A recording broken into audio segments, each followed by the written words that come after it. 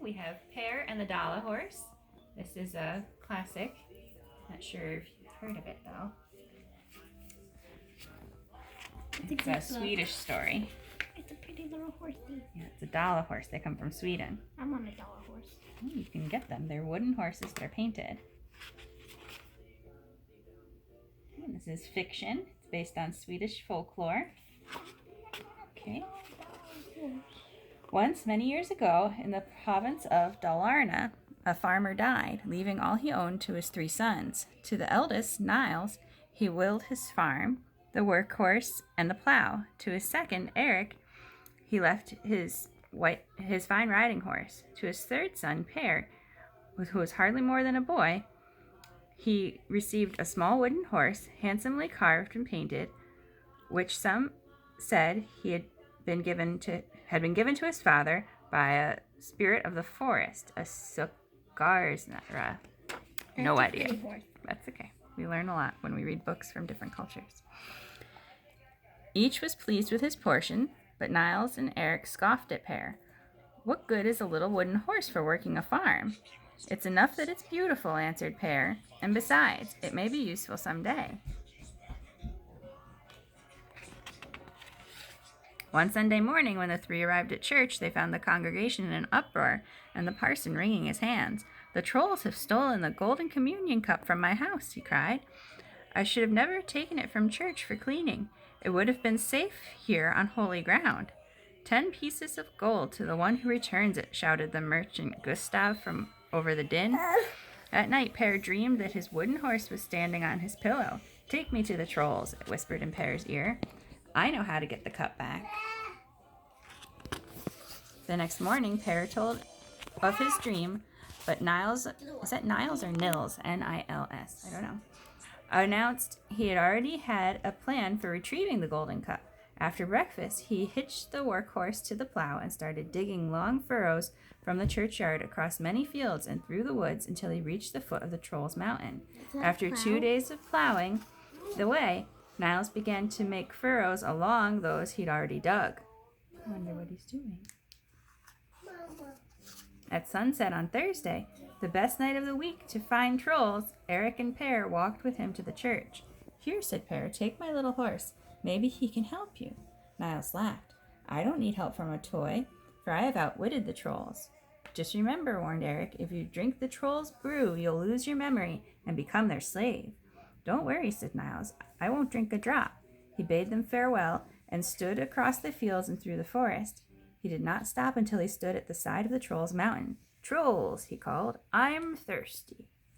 I'm drinking the trolls' brew. That reminds me of eating fairies' food. Yeah. Right? Now, trolls are lazy creatures, always hoping to capture a human to do their work. So in less than a moment, the earth cracked open, and a troll maiden carrying a drinking horn climbed out. Here, sir, our special brew should quench your thirst, she said, offering him the horn. Ha, Niles replied. I am a prosperous landowner. I do not drink from horns. The second troll climbed out of the earth with a silver cup. You'll find our brew tastes especially good after a climb. Niles again refused to take it. I can drink from silver any time. Do the trolls have nothing finer to offer a guest? When the third troll emerged with the church's golden cup. Here's our finest, said the troll. See how that it makes the brew sparkle? Ah, that's more to my liking, cried Niles. He grabbed the cup, dashed the contents at the trolls, and began running down the mountainside. Will the trolls lose their memory? No, I don't think so. A fearsome howling rose behind him as scores of trolls poured from the earth and gave chase. The noise doubled when they reached the foot of the mountain and found all the crossed furrows, for a troll cannot pass over a cross. They can, however, run swift as a deer and never tire.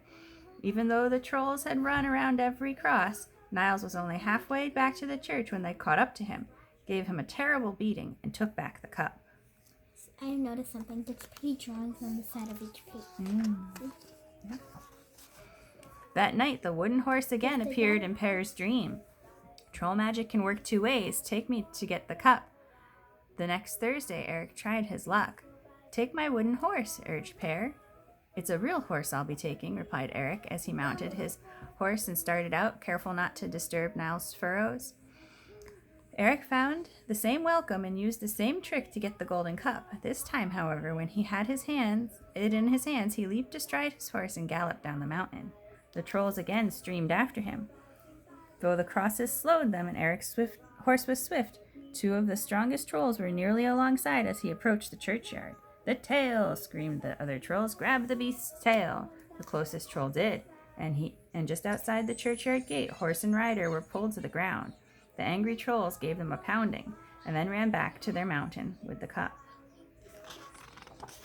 That night, Per once again dreamed that his horse was speaking to him. "The wood spirit who carved me knew all the trolls' tricks. Touch me with their brew and see what you shall see."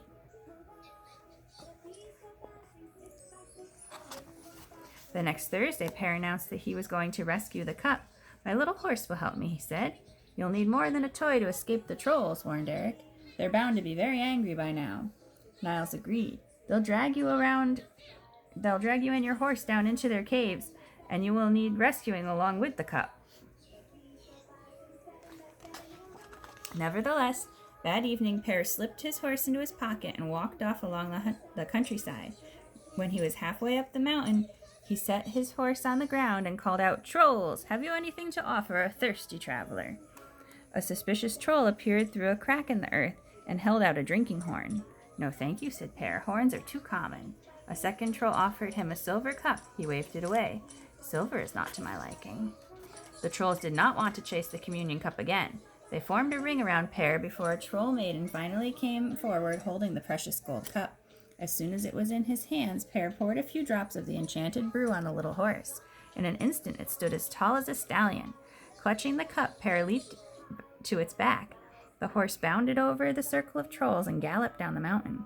With a roar of rage, the trolls raced after them. As Per and the trolls approached the churchyard, the two strongest trolls caught up. They reached out to seize the horse's tail, but found only smooth wood and shiny paint. Though they scratched and they clawed, there was no tail to grab. Per clutched the cup with one arm and the horse's neck with the other as they flew over the wall and landed in a leap on holy ground.